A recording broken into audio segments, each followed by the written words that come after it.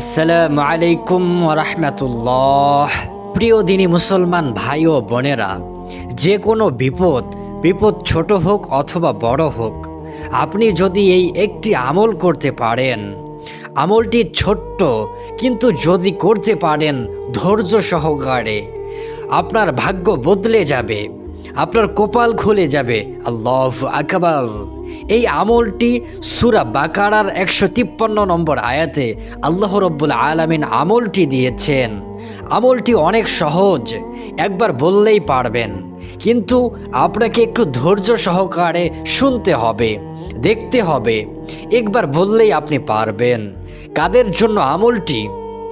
যারা বিশেষ করে ঋণগ্রস্ত, অনেক ঋণগ্রস্ত, ঋণে জর্জরিত, আমলটি তাদের জন্য। যারা অভাবগ্রস্ত, মাস শেষ হয়ে যাওয়ার আগেই অর্থ শেষ হয়ে যায়।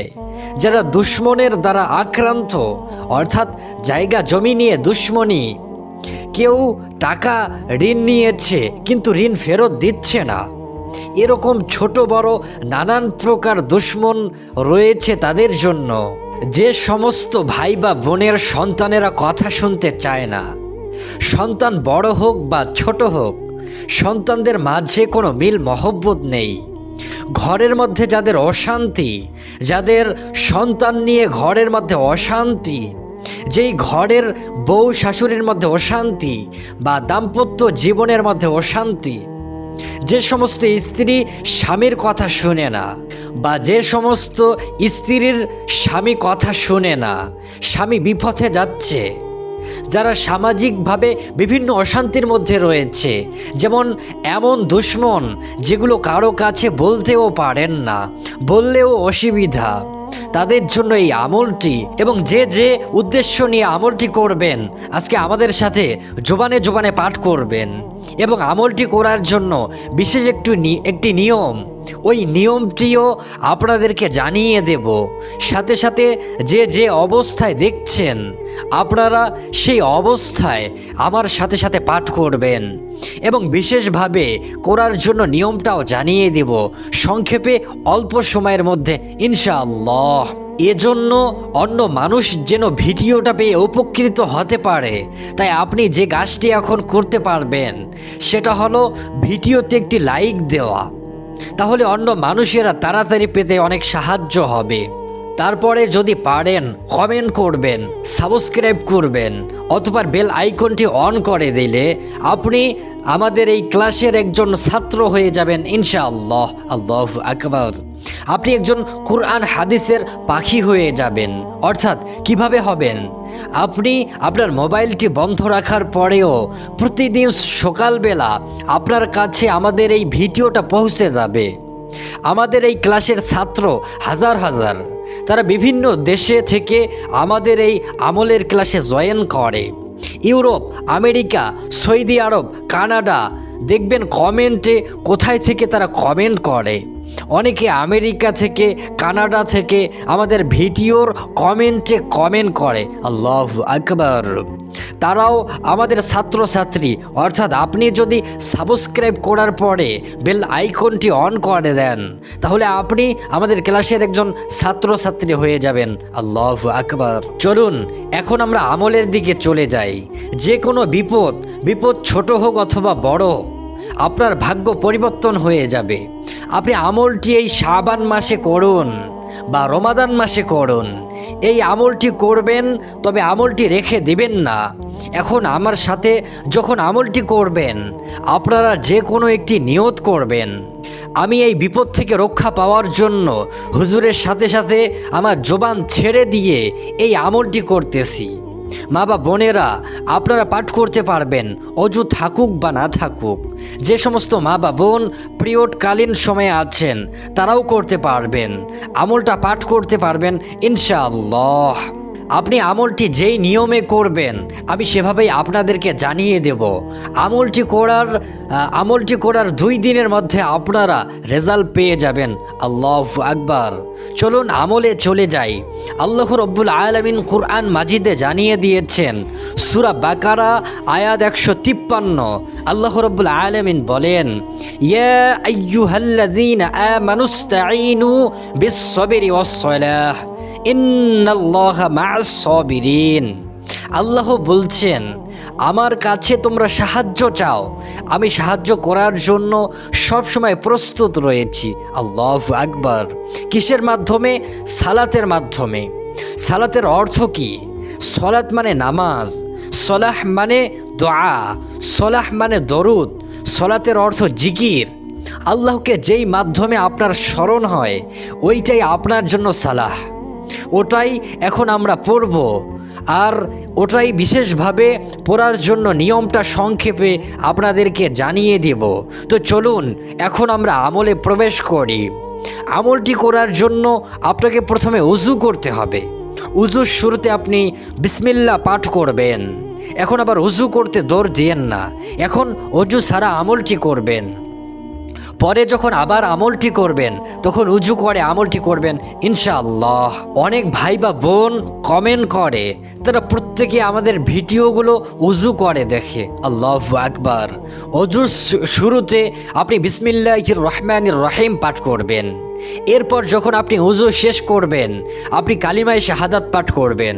আমার সাথে আপনারা পাঠ করুন, আশহাদু আল্লা ইলাহা ইল্লাল্লাহু ওয়াহদাহু লা শারীকা লাহু ওয়া আশহাদু আন্না মুহাম্মাদান আবদুহু ওয়া রাসূলুহু। আসমানের দিকে তাকিয়ে আপনি কালিমায়ে শাহাদাত পাঠ করবেন। আসমানের দিকে তাকাইতে পারলে ভালো, না তাকাইতে পারলে কোনো সমস্যা নেই। কালিমায়ে শাহাদাত আপনি বন্ধ করবেন না, এটা আপনি পড়বেন যেখানেই থাকুন না কেন। আপনি যদি বিল্ডিংয়ের মধ্যে থাকেন তবুও কালিমায়ে শাহাদাত পাঠ করবেন। আপনি আকাশের দিকে মুখ করে কালিমায়ে শাহাদাত পাঠ করবেন। আপনারা আমার সাথে সাথে আবার পাঠ করুন, আশহাদু আল্লা ইলাহা ইল্লাল্লাহু ওয়া আশহাদু আন্না মুহাম্মাদান আবদুহু ওয়া রাসূলুহু। এরপর আপনি অজুর শেষে যেই দোয়াগুলো রয়েছে সেগুলো পাঠ করবেন। হাদিসের মধ্যে এসেছে, যে ব্যক্তি অজু শেষে কালিমায়ে শাহাদাত পাঠ করে আল্লাহ রাব্বুল আলামিন তার জন্য জান্নাতের 8টি দরজা খুলে দেন। সে যে কোনো দরজা দিয়ে প্রবেশ করতে পারবে। সুবহানাল্লাহি ওয়া বিহামদিহি। প্রথমে আমরা উযু করলাম, পরিষ্কার পরিচ্ছন্ন কাপড় পরলাম। এখন আমরা বিপদ থেকে রক্ষা পাওয়ার জন্য 2 রাকাত নামাজ আদায় করব। আপনি মনে মনে নিয়ত করবেন, হে আল্লাহ, আমার জায়গা জমি নিয়ে সমস্যা, আমার একজন টাকা ধার নিয়েছে, সে টাকা দিচ্ছে না, আমার শ্বশুর শাশুড়ি আমাকে অনেক জ্বালাতন করে, আমি প্রবাসী অনেক সমস্যার মধ্যে রয়েছি। এরপর এগুলো বলার পরে আপনি বলবেন সলাতুল হাজত নামাজ আদায় করছি। এরপর আপনি সলাতুল হাজত পরে আল্লাহু আকবার বলে হাত বাঁধবেন। মানে আপনার চাওয়াগুলো মনে মনে নিয়ত করে বলবেন সলাতুল হাজত পড়ছি আল্লাহু আকবার। এই সলাতুল হাজত নামাজকে শিখিয়েছেন আল্লাহর নবী হযরত মুহাম্মদ সাল্লাল্লাহু আলাইহি সাল্লাম নিজে শিখিয়েছেন। এক সাহাবা, তার ঘরে খাবার নেই, সে আল্লাহর রাসূলকে বললেন, ইয়া রাসূলুল্লাহ, আমার ঘরে খাবার নাই, আপনি আমার জন্য দোয়া করুন। রাসূলুল্লাহ সাল্লাল্লাহু আলাইহি সাল্লাম বললেন, তুমি সলাতুল হাজত 2 রাকাত নামাজ আদায় করো। তো এই হাদিসটা আমি এজন্যই আপনাদেরকে বললাম, এটা বুঝাইলাম যে এই সলাতুল হাজত মানে আপনার দুনিয়াবি যত প্রয়োজন রয়েছে সেই প্রয়োজন পূরণ করবে এই সলাতুল হাজত নামাজের মাধ্যমে। সলাতুল হাজত পরে আল্লাহর কাছে আপনাকে চাইতে হবে।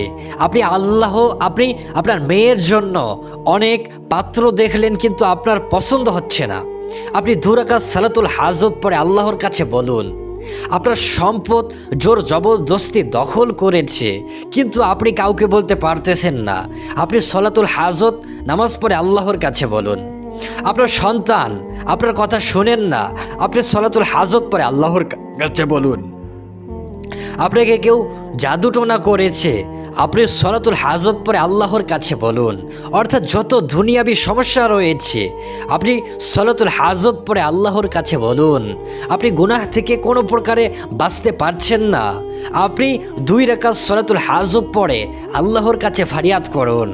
উদ্দেশ্য, আমি সলাতুল হাজতের উদ্দেশ্যে 2 রাকাত নামাজ পড়ছি, আল্লাহু আকবার। আল্লাহু আকবার বলে আপনি হাত বাঁধবেন। এরপর সানা পাঠ করবেন, সুবহানাল্লাহ সুবহানাকা আল্লাহুম্মা ওয়া বিহামদিকা ওয়া তাবারাকা ইসমুকা ওয়া তাআলা জাদ্দুকা ওয়া লা ইলাহা গায়রুক। এরপর আউযু বিল্লাহি মিনাশ শাইতানির রাজীম, বিসমিল্লাহির রহমানির রহিম। এরপর সূরা ফাতিহা পাঠ করবেন, আলহামদুলিল্লাহি রাব্বিল আলামিন আর রহমানির রহিম মালিকি ইয়াউমিদ্দিন ইয়্যাকা না'বুদু ওয়া ইয়্যাকা নাস্তাঈন ইহদিনাস সিরাতাল মুস্তাকিম সিরাতাল লাযীনা আন'আমতা আলাইহিম গায়রিল মাগদুবি আলাইহিম ওয়ালাদ-দাল্লিন আমিন। এরপর বিসমিল্লাহির রহমানির রহিম পাঠ করবেন। এরপর আউযুবিল্লাহ পড়বেন না, শুধু বিসমিল্লাহ। শুরুতে আউযুবিল্লাহি মিনাশ শাইতানির রাজিম পড়েছেন, এরপর আর আউযুবিল্লাহ পড়তে হবে না, ডাইরেক্ট বিসমিল্লাহির রহমানির রহিম। এরপর যে কোনো একটি সূরা মিলাবেন, আপনি যেই সূরাটি পারেন সেই সূরাটি মিলাবেন। যেমন আলাম তারা কাইফা ফাআলা, এই সূরাটি, সূরা ফিল আপনি মুখস্থ করেছেন, আপনি পাঠ করবেন, ألم تر كيف فعل ربك بأصحاب الفيل ألم يجعل كيدهم في تضليل وأرسل عليهم طيرا أبابيل ترميهم بحجارة من سجيل فجعلهم كعصف মাকুল। এরপর আল্লাহু আকবার, রুকুতে চলে যাবেন, রুকুতে 3 বার রুকুত তাসবিহ পড়বেন, সুবহানা রাব্বিয়াল আযীম সুবহানা রাব্বিয়াল আযীম সুবহানা রাব্বিয়াল আযীম সামিআ আল্লাহু লিমান হামিদাহ রব্বানা ওয়া লাকাল হামদ। আপনারা যারা হামদা কাসীরান তাইয়্যিবান মুবারাকান ফি পুরাটাই যারা পড়তে পারেন পুরাটাই পড়বেন। এরপর আল্লাহু আকবার, সিজদায় চলে যাবেন, সিজদায় 3 বার সুবহানা রাব্বিয়াল আ'লা সুবহানা রাব্বিয়াল আ'লা সুবহানা রাব্বিয়াল আ'লা। রুকু সিজদার 3 তাসবিহ পাঠ করার পরে আপনারা এই দোয়াটি 3 বার পাঠ করবেন, আল্লাহুম্মা গফিরলি আল্লাহুম্মা গফিরলি আল্লাহুম্মা গফিরলি।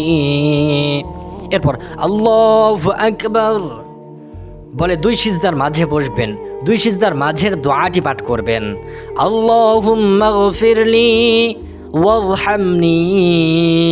আপনারা আমার সাথে সাথে পাঠ করুন, ওয়াহদিনি ওয়াআফিনি ওয়ারযুকনি।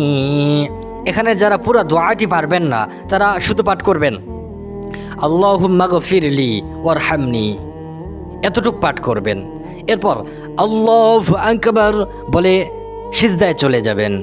এরপর সুবহানা রাব্বিয়াল আ'লা সুবহানা রাব্বিয়াল আ'লা সুবহানা রাব্বিয়াল আ'লা 3 বার রুকু সিজদার তাসবিহ পাঠ করবেন। এরপর আপনি দ্বিতীয় সিজদায় এই দোয়াটি 3 বার পাঠ করবেন, আল্লাহুম্মা গফিরলি আল্লাহুম্মা গফিরলি আল্লাহুম্মা গফিরলি। এরপর আল্লাহু আকবার বলে সোজা হয়ে দাঁড়াবেন।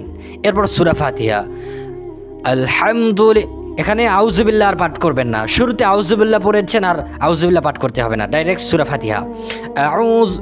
আলহামদুলিল্লাহি রাব্বিল আলামিন আর রহমানির রহিম مالك يوم الدين إياك نعبد وإياك نستعين اهدنا الصراط المستقيم صراط الذين أنعمت عليهم غير المغضوب عليهم ولا الضالين آمين بسم الله الرحمن الرحيم قل هو الله أحد الله الصمد لم يلد ولم يولد ولم يكن له كفوا أحد الله أكبر سبحان ربي العظيم سبحان ربي العظيم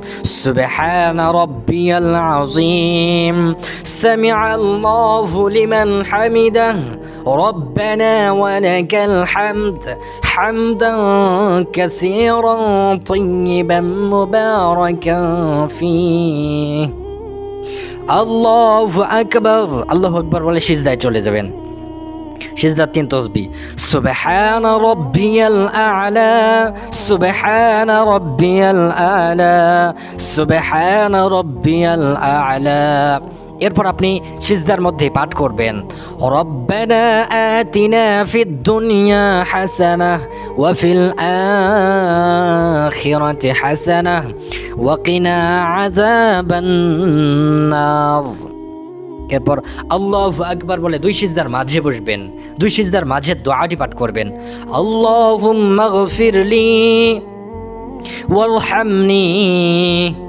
ওয়াহদিনি ওয়াআফিনি ওয়ারযুকনি আল্লাহু আকবার সিজদায় চলে যাবেন সিজদা 3 তাসবিহ পাঠ করবেন সুবহান রাব্বিয়াল আ'লা সুবহান রাব্বিয়াল আ'লা সুবহান রাব্বিয়াল আ'লা সিজদায় 3 বার পাঠ করবেন আল্লাহুম্মা গফিরলি আল্লাহুম্মা গফিরলি আল্লাহুম্মা গফিরলি আল্লাহু আকবার এখন তাশাহুদে বসবেন তাশাহুদে সর্বপ্রথম আত্তাহিয়াতু পাঠ করবেন আত্তাহিয়াতু লিল্লাহি ওয়াস-সালাওয়াতু ওয়াত-তাইয়্যিবাত আসসালামু আলাইকা আইয়ুহান নাবিয়্যু ওয়া রাহমাতুল্লাহি ওয়া বারাকাতুহু আসসালামু আলাইনা ওয়া আলা ইবাদিল্লাহিস সালিহিন أشهد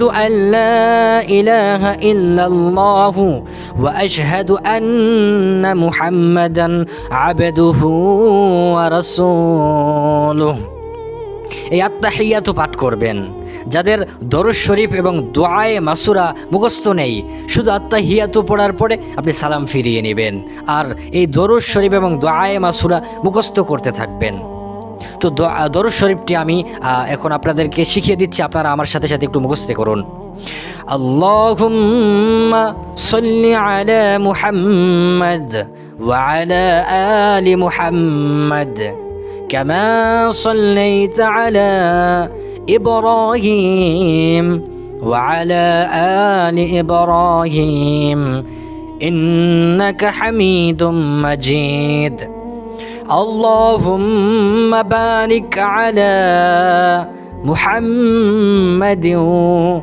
وعلى آل محمد كما باركت على إبراهيم وعلى آل إبراهيم إنك حميد مجيد আপনাদেরকে এগুলো আমি শিখিয়ে দিচ্ছি ধীরে ধীরে পড়তেছি কেননা এটা একটা কিন্তু ক্লাস এখানে আমরা শেখার জন্য এসেছি এখানে অনেক ভাই আমাদের কাছে কমেন্টে বলে আমি আপনার ভিডিওগুলো দেখে অনেক দোয়া অনেক সূরা অনেক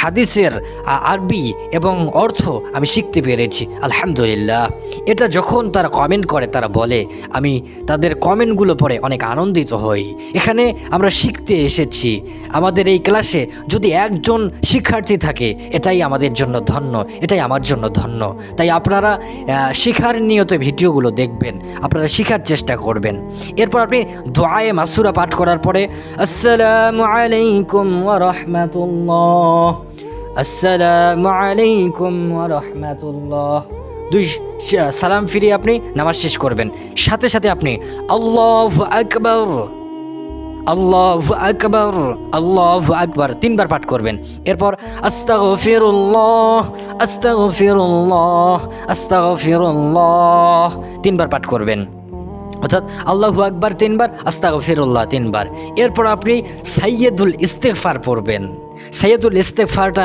আমি আপনাদেরকে শিখিয়ে দিচ্ছি।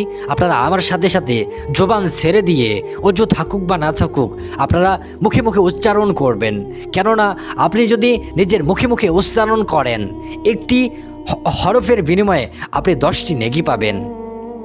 এটা উজু থাকলে আপনি 10টা নেকি পাবেন, আর যদি অজু না থাকে প্রতিটি অক্ষরের বিনিময়ে আপনি একটি করে নেকি পাবেন। আপনি যারা মুখ দিয়ে উচ্চারণ করতে পারবেন আপনারা মুখ দিয়ে উচ্চারণ করবেন, আর যারা উচ্চারণ করতে পারবেন না তারা মনোযোগ দিয়ে শুনবেন। কেননা মনোযোগ দিয়ে শোনার দ্বারাও আল্লাহ রাব্বুল আলামিন আপনাকে একই সওয়াব দান করবেন। আল্লাহু আকবার। তো চলুন এখন আমরা সাইয়্যিদুল ইস্তিগফার মুখস্থ করি। আল্লাহুম্মা আনতা রাব্বি লা ইলাহা ইল্লা আনতা খালাকতানি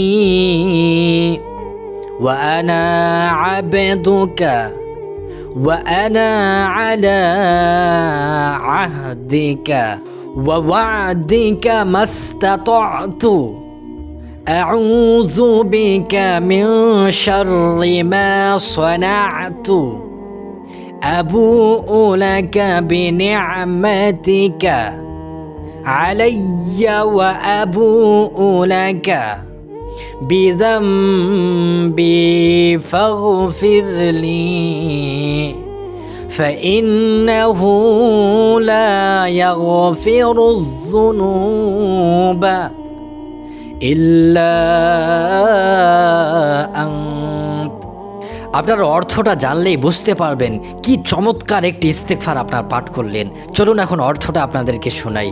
অর্থটাতে আমরা পাঠ করলাম, হে আল্লাহ তুমি আমার পালনকর্তা, তুমি ব্যতীত কোনো উপাস্য নেই, তুমি আমাকে সৃষ্টি করেছ, আমি তোমার দাস, আমি আমার সাধ্যমতো তোমার নিকটে দেওয়া অঙ্গীকারেও প্রতিশ্রুতিতে দৃঢ় আছি।